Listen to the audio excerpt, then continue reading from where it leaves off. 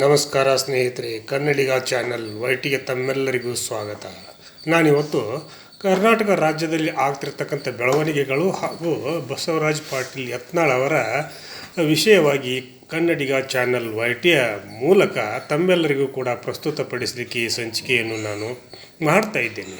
ನಿಜಕ್ಕೂ ಕೂಡ ಬೆಂಗಳೂರಿನ ಒಂದು ಮಟ್ಟದಲ್ಲಿ ಅಥವಾ ಕರ್ನಾಟಕದ ಮಟ್ಟದಲ್ಲಿ ಅಥವಾ ಬಿಜಾಪುರ ಬೆಳಗಾವಿಯ ಮಟ್ಟದಲ್ಲಿಯೇ ಆಗಿರಲಿ, ನಾಡಿನಾದ್ಯಂತ ಈಗ ಬಸನಗೌಡ ಪಾಟೀಲ್ ಯತ್ನಾಳ್ ಅವರ ಒಂದು ಮಾತಿನ ವಿಷಯವಾಗಿ ಚರ್ಚೆಗಳು ಪ್ರಾರಂಭವಾಗಿರುವುದಂತೂ ಸತ್ಯ. ಬಿಸಿಲೂರಿನಿಂದ ಉದಯಿಸಿರ್ತಕ್ಕಂಥ ಈ ಒಬ್ಬ ಸೂರ್ಯ ನಿಜಕ್ಕೂ ಕೂಡ ಕನ್ನಡ ನಾಡಿನ ಹೆಮ್ಮೆಯ ಒಂದು ವಿಷಯ ಅಂತೇಳಿ ಹೇಳ್ಬೋದು. ಭಾರತೀಯ ಜನತಾ ಪಕ್ಷಕ್ಕೂ ಹಾಗೂ ಬಸನಗೌಡ ಪಾಟೀಲ್ ಯತ್ನಾಳ್ ಅವರಿಗೂ ಕೂಡ ಬಿಡಿಸಲಾರದ ನಂಟು ಅನ್ನುವಂಥ ಭಾವನೆಗಳು ಕೂಡ ಉಂಟಾಗಲಿಕ್ಕೆ ಸಾಧ್ಯ. ಬಸನಗೌಡ ಪಾಟೀಲ್ ಯತ್ನಾಳರವರು ನಮ್ಮ ದಿವಂಗತ ಮಾಜಿ ಪ್ರಧಾನಿಗಳು ಆಗಿರ್ತಕ್ಕಂಥ ಅಟಲ್ ಬಿಹಾರಿ ವಾಜಪೇಯಿ ಅವರ ಸಂಪುಟದಲ್ಲಿ ಮಂತ್ರಿಗಳಾಗಿ ಸೇವೆ ಸಲ್ಲಿಸಿರ್ತಕ್ಕಂಥ ಒಬ್ಬ ಘಟಾನುಘಟಿ ಕೆಚ್ಚೆದೆಯ ವೀರಪುತ್ರ.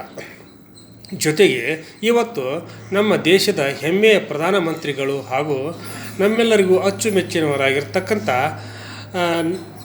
ಸನ್ಮಾನ್ಯ ಶ್ರೀ ನರೇಂದ್ರ ಮೋದಿಜಿಯವರ ಹುಟ್ಟುಹಬ್ಬಕ್ಕೆ ಅವರಿಗೆ ನಮ್ಮೆಲ್ಲರ ಕಡೆಯಿಂದ ಹುಟ್ಟುಹಬ್ಬದ ಹಾರ್ದಿಕ ಶುಭಾಶಯಗಳನ್ನು ಅರ್ಪಿಸುತ್ತಾ ಈ ಸಂಚಿಕೆಯನ್ನು ನಾನು ಮುಂದುವರಿಸಲಿಕ್ಕೆ ಬಯಸಿದ್ದೇನೆ. ಬಸನಗೌಡ ಪಾಟೀಲ್ ಯತ್ನಾಳ್ ಅಂದ್ರೇ ಯುವ ಹದಿಹರೆಯದ ಹೃದಯಗಳಲ್ಲಿ ಬೆಂಕಿಯ ಕಿಚ್ಚನ್ನು ಹಚ್ಚುವಂಥ ಒಂದು ಹೆಸರು. ಅದು ನಿಜಕ್ಕೂ ಕೂಡ ನಾಡಿನಾದ್ಯಂತ, ಕರ್ನಾಟಕದಾದ್ಯಂತ ಈಗ ಪ್ರಚಲಿತವಾಗಿರ್ತಕ್ಕಂಥ ಪ್ರಜ್ವಲಿಸಿರ್ತಕ್ಕಂಥ ಒಂದು ಜ್ವಾಲೆ ಅಂತಲೇ ಭಾವಿಸ್ಬೋದು. ಹೀಗಿರಬೇಕಾದ್ರೆ ಆ ಜ್ವಾಲೆಗೆ ಇರ್ತಕ್ಕಂಥ ಹಿನ್ನೆಲೆ ಏನು, ಆ ಜ್ವಾಲೆ ನಡೆದು ಬಂದಿರತಕ್ಕಂಥ ಪಥಗಳು ಎಂತಹವು ಅನ್ನೋದನ್ನು ನಾವು ಅವಲೋಕನ ಮಾಡಿದಾಗ ಬಸನಗೌಡ ಪಾಟೀಲ್ ಯತ್ನಾಳ್ ಅಂತಂದ್ರೇ ಬಿಜಾಪುರದ ಒಬ್ಬ ಬಿಜಾಪುರದ ಹುಲಿ ಅಂತೇಳಿ ಅವ್ರನ್ನ ಕರೀತಾರೆ. ಅವರು ಎಲ್ಲೇ ಹೋಗಲಿ, ಏನೇ ಮಾಡಲಿ, ತನ್ನದೇ ಛಾಪನ್ನು ಹಾಗೂ ತನ್ನ ಹೆಜ್ಜೆಯ ಗುರುತನ್ನು ಮೂಡಿಸುವಂಥ ಒಬ್ಬ ಧೀರೋದಾತ್ತ ನಾಯಕ. ಜೊತೆಗೆ ಕಟ್ಟ ಹಿಂದುತ್ವವಾದಿ ಅಂತಲೇ ಅವರನ್ನು ಕರಿಬೋದು. ಆಮೇಲೆ ನಮ್ಮ ದೇಶದಲ್ಲಿ ಸಂವಿಧಾನ ಹಾಗೂ ನಮ್ಮ ದೇಶದ ಸಾರ್ವಭೌಮತ್ವವನ್ನು ಯಾರು ಒಪ್ಕೊಳ್ಳೋದಿಲ್ಲವೋ ಅವರಿಗೆ ಭಾರತ ದೇಶದಲ್ಲಿ ಇರಲಿಕ್ಕೆ ಅವಕಾಶಗಳಿಲ್ಲ ಅನ್ನುವಂಥ ಪ್ರತಿಪಾದನೆಯನ್ನು ಮಂಡಿಸ್ತಿರ್ತಕ್ಕಂಥ ಒಬ್ಬ ಧೀಮಂತ ನಾಯಕ. ಜೊತೆಗೆ ಅವರು ಇತ್ತೀಚೆಗೆ ನಮ್ಮ ಗಣೇಶ ಚತುರ್ಥಿಯಲ್ಲಿ ಗಣೇಶನ ವಿಸರ್ಜನೆ ಮಾಡುವ ಸಂದರ್ಭದಲ್ಲಿ ಗಲಾಟೆಗಳು ಆದಾಗ ಆ ಗಲಾಟೆಗಳು ಆಗಿರ್ತಕ್ಕಂಥ ಸ್ಥಳಗಳಿಗೆ ಹೋಗಿ ಗರ್ಜನೆಯನ್ನು ಹಾಕಿರ್ತಕ್ಕಂಥ ಒಂದು ಶೂರ ಶಿವ ಅಂತೇಳಿ ಅವ್ರನ್ನ ಕರಿಬೋದು. ಆಮೇಲೆ ಮದ್ದೂರಿನ ಹುಲಿ ಅಂತೇಳಿ ಅವ್ರನ್ನ ಕರಿಬೋದು. ಯಲಹಂಕದ ಒಬ್ಬ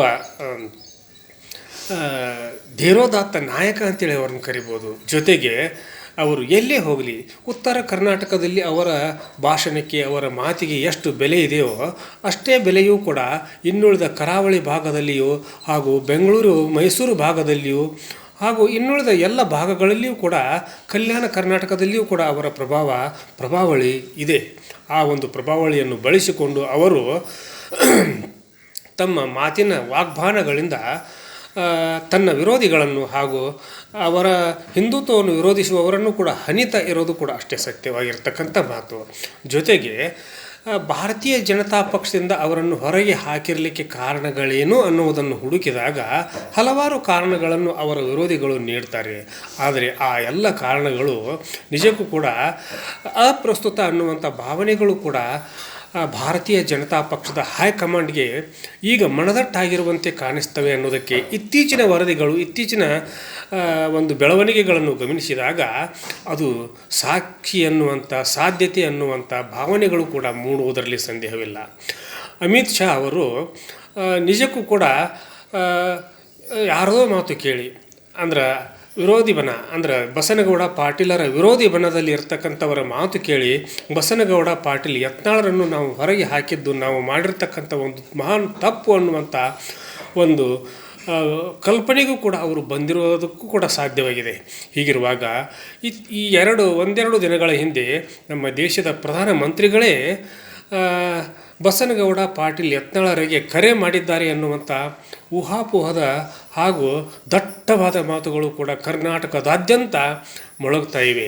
ಹೀಗಿರುವಾಗ ಬಸನಗೌಡ ಪಾಟೀಲ್ ಯತ್ನಾಳರನ್ನು ಪುನಃ ಆ ಪಕ್ಷಕ್ಕೆ ಅಂದರೆ ಭಾರತೀಯ ಜನತಾ ಪಕ್ಷಕ್ಕೆ ಕರೆದುಕೊಂಡಿದ್ದೇನೆ ಆತಂದರೆ, ಸೇರಿಸಿಕೊಂಡಿದ್ದೇನೆ ಆತಂದರೆ ಮುಂಬರುವ ದಿನಗಳಲ್ಲಿ ಭಾರತೀಯ ಜನತಾ ಪಕ್ಷ ನಿಜಕ್ಕೂ ಕೂಡ 150 ಸೀಟುಗಳನ್ನು ಗೆಲ್ಲುವುದಕ್ಕೆ ಸಾಧ್ಯವಾಗುತ್ತದೆ ಅನ್ನುವುದಕ್ಕೆ ಬಸನಗೌಡ ಪಾಟೀಲ್ರೇ ಹೇಳಿರ್ತಕ್ಕಂಥ 150 ಸೀಟುಗಳನ್ನು ನಾವು ಗೆಲ್ತೀವಿ, ಆಮೇಲೆ ಅಧಿಕಾರದ ಚುಕ್ಕಾಣಿಯನ್ನು ಹಿಡಿತೀವಿ, ಹಿಂದುತ್ವದ ಹಾಗೂ ಸಾರ್ವಭೌಮತ್ವದ ಪತಾಕೆಯನ್ನು ಕರ್ನಾಟಕದಲ್ಲಿ ಮತ್ತೊಮ್ಮೆ ಹಾರಾಡಿಸ್ತೀವಿ ಅನ್ನುವಂಥ ಮಾತುಗಳನ್ನು ಹೇಳಿರುವುದರಲ್ಲಿ ಈಗ ನಮಗೆ ಆ ಒಂದು ಮಾತುಗಳ ಮರ್ಮವೇನು ಹಾಗೂ ಆ ಮಾತುಗಳಲ್ಲಿ ಅಡಗಿರ್ತಕ್ಕಂಥ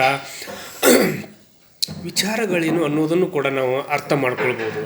ಹೀಗಿರುವಾಗ ದೆಹಲಿ ಹೈಕಮಾಂಡದಲ್ಲಿಯೂ ಕೂಡ ಬಸನಗೌಡ ಪಾಟೀಲ್ ಯತ್ನಾಳರ ಒಂದು ಉಚ್ಚಾಟನೆಯ ಬಗ್ಗೆ, ಪಕ್ಷದಿಂದ ಅವರನ್ನು ಹೊರಗೆ ಹಾಕಿದ್ರ ಬಗ್ಗೆ ಒಂದು ಥರದ ವಿಷಾದ ಭಾವನೆ ಮೂಡ್ತಾ ಇರುವ ಭಾವನೆಗಳು ಕೂಡ ಕಂಡು ಬರ್ತಾ ಇವೆ.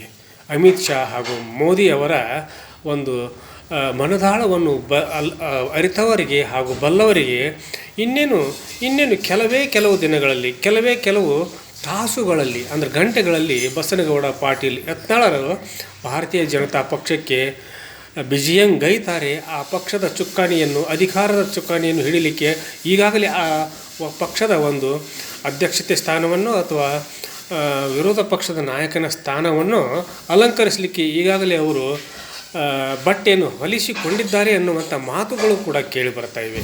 ಹೀಗಿರುವಾಗ ಏನೇ ಆಗಲಿ ಎಂತೇ ಆಗಲಿ ಕರ್ನಾಟಕದ ಹಾಗೂ ಬಿಜಾಪುರದ ಒಬ್ಬ ಹೆಮ್ಮೆಯ ಪುತ್ರ ನಾಡಿನಾದ್ಯಂತ ತನ್ನ ಒಂದು ದೇಶಭಕ್ತಿಯ ಒಂದು ಪ್ರಚುರವಾದಂಥ ಮಾತು ವಾಗ್ಬಾಣಗಳಿಂದ, ಬಾಣ ಬಿರುಸುಗಳಿಂದ ನಾಡಿನ ಜನತೆಗೆ ಪ್ರಚುರಪಡಿಸ್ತಾ ಇರೋದು ಅವರ ಒಂದು ಮನದಾಳದ ಭಾವನೆಗಳನ್ನು ವ್ಯಕ್ತಪಡಿಸುವುದು ಭಾರತೀಯ ಜನತಾ ಪಕ್ಷಕ್ಕೆ ಹಾಗೂ ಭಾರತೀಯರಿಗೆ ಹಾಗೂ ಕರ್ನಾಟಕದ ಎಲ್ಲ ಸಮಸ್ತ ಹಿಂದೂಗಳಿಗೂ ಕೂಡ ಒಂದು ಅಪ್ಯಾಯಮಾನವಾಗಿದೆ ಅನ್ನುವಂಥ ಭಾವನೆಯನ್ನು ಕೂಡ ಈ ಸಂದರ್ಭದಲ್ಲಿ ವ್ಯಕ್ತವಾಗ್ತಾ ಇರತಕ್ಕಂಥ ಮಾತುಗಳು.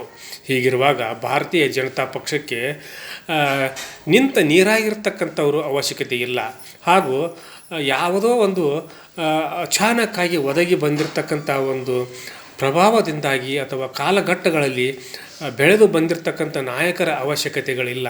ಬೇರು ಮಟ್ಟದಿಂದ ಹಾಗೂ ತನ್ನದೇ ಆದಂಥ ಶಕ್ತಿ ಸಾಮರ್ಥ್ಯಗಳಿಂದ ಮುಂದೆ ಬರ್ತಿರ್ತಕ್ಕಂಥ ನಾಯಕರ ಅವಶ್ಯಕತೆ ಇದೆ. ಸಾಕಷ್ಟು ಜನ ಕೇಸುಗಳನ್ನು ಹಾಕಿಸಿಕೊಂಡು ಜೈಲುಗಳಲ್ಲಿ ಕೊಳೆತು ಹಾಗೂ ಇನ್ನೂ ಆ ಪೊಲೀಸರ ಬೆಟ್ಟದ ರುಚಿಯನ್ನು ಅರಗಿಸಿಕೊಳ್ಳಲಾಗದೆ ನರಳಾಡ್ತಿರ್ತಕ್ಕಂಥ ಸಾವಿರಾರು ಭಾರತೀಯ ಭಕ್ತರು ಭಾರತೀಯ ಜನತಾ ಪಕ್ಷದಲ್ಲಿ ಇದ್ದಾರೆ. ಅವರೆಲ್ಲರನ್ನು ಗುರುತಿಸುವಂತಾಗಲಿ ಹಾಗೂ ಅವರೆಲ್ಲರಿಗೂ ಕೂಡ ಮುಂಬರುವ ದಿನಗಳಲ್ಲಿ ಅವಕಾಶಗಳು ಸಿಗಲಿ. ಯಾಕಂದ್ರೆ ಈಗಿರ್ತಕ್ಕಂಥ ಬಹುತೇಕ ನಾಯಕರಿಗೆ ಈ ಅಧಿಕಾರದ ಒಂದು ಅವಕಾಶ ಸಾಕು, ಇನ್ನು ಮೇಲಾದರೂ ಕೂಡ ನೀವು ಇಂಥ ದೇಶಭಕ್ತರಿಗೆ, ದೇಶದ ಬಗ್ಗೆ ಅಭಿಮಾನವುಳ್ಳವರಿಗೆ ಹಾಗೂ ಬಸನಗೌಡ ಪಾಟೀಲ್ರಂಥ ಯುವ ಮುಂದಾಳುಗಳಿಗೆ ಅವಕಾಶವನ್ನು ಮಾಡಿಕೊಟ್ಟಿದ್ದೇನೆ ಅಂತಂದರೆ ಭಾರತೀಯ ಜನತಾ ಪಕ್ಷಕ್ಕೆ ಇಲ್ಲಿಯವರೆಗೂ ಕರ್ನಾಟಕದಲ್ಲಿ ಸ್ವತಂತ್ರ ಸ್ವಂತ ಬಲದಿಂದ ಅಧಿಕಾರವನ್ನು ಹಿಡಿದುಕೊಳ್ಳಲಿಕ್ಕೆ ಅವಕಾಶ ಆಗದೇ ಇರತಕ್ಕಂಥ ಸನ್ನಿವೇಶದಲ್ಲಿ ಈಗ ಆ ಅವಕಾಶ ಒದಗಿ ಬಂದಿದೆ. ಆ ಅವಕಾಶವನ್ನು ಭಾರತೀಯ ಜನತಾ ಪಕ್ಷದ ಮುಖಂಡರು ಹಾಗೂ ಹೈಕಮಾಂಡ್ ಯಾವ ರೀತಿ ನಿರ್ಣಯ ಮಾಡಿಕೊಳ್ಳುತ್ತೋ ಆ ನಿರ್ಣಯದ ಮೇಲೆ ಅದರ ಭವಿಷ್ಯ ಅಡಗಿದೆ ಎನ್ನುವಂಥ ಭಾವನೆಯನ್ನು ವ್ಯಕ್ತಪಡಿಸುತ್ತಾ ಕನ್ನಡಿಗ ಚಾನಲ್ YT ಇದು ನಿಮ್ಮೆಲ್ಲರ ಚಾನಲ್ಲು, ಸಮಸ್ತ ಕನ್ನಡಿಗರ ಚಾನಲ್ಲು. ಕನ್ನಡಿಗ ಚಾನಲ್ YTಯಲ್ಲಿ ಬರ್ತಿರ್ತಕ್ಕಂಥ ಪ್ರತಿಯೊಂದು ಸಂಚಿಕೆಗಳು ಸತ್ಯವಾಗಿರ್ತವೆ ಅನ್ನೋದಕ್ಕೆ ಈ ಸಂಚಿಕೆಯು ಕೂಡ ಸಾಕ್ಷಿ. ಆದ್ದರಿಂದ ಪ್ರತಿಯೊಬ್ಬರು ಕೂಡ ನೀವು ಈ ಸಂಚಿಕೆಯನ್ನು ಸಬ್ಸ್ಕ್ರೈಬ್ ಮಾಡಿರಿ, ಶೇರ್ ಮಾಡಿರಿ, ಲೈಕ್ ಮಾಡಿರಿ. ಪ್ರತಿಯೊಬ್ಬರ ಮನೆಗೂ ತಲುಪಿಸುವಂಥ ಕೆಲಸ ಕಾರ್ಯಗಳನ್ನು ನಿರ್ವಹಿಸ್ತೀರಾ ಅನ್ನುವಂಥ ವಿನಂತಿಯೊಂದಿಗೆ ಇವತ್ತಿನ ಸಂಚಿಕೆಯನ್ನು ಇಲ್ಲಿಗೆ ಮುಗಿಸಿ ನಾಳಿನ ಸಂಚಿಕೆಯೊಂದಿಗೆ ತಮ್ಮ ಜೊತೆಗೆ ಹಾಜರಾಗ್ತೀನಿ. ಅಲ್ಲಿವರೆಗೂ ನನ್ನ ನಮಸ್ಕಾರ.